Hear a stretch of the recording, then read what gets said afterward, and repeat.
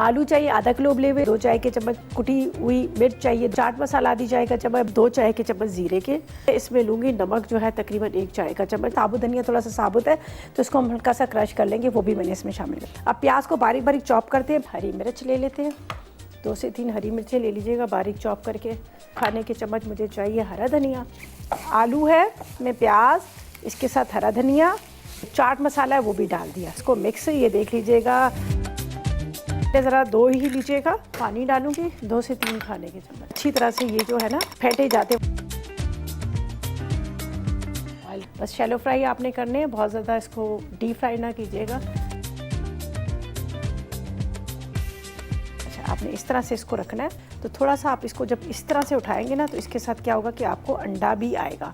ऊपर मैंने अंडे से कोट किया और उसके बाद मैंने ऑयल गरम किया और उसको फ्राई कर लिया। आलू के कबाब जो है तैयार हो चुके।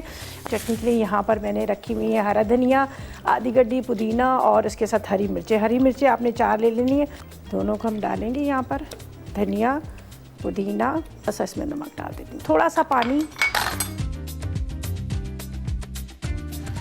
थोड़ा सा कम डालिएगा वरना क्या होता है फिर बहुत पतली हो जाती है। इसको थोड़ा सा हम इस तरह से मिक्स कर लेंगे।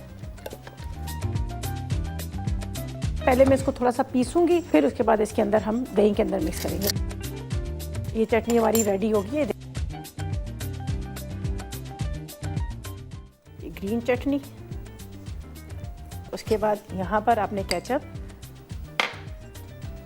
बर्गर बन, थोड़ी सी प्याज स्लाइस में कटिंग की हुई, दोबारा इसके ऊपर ये चटनी। अब आपने इसको इस तरह से बंद करना है,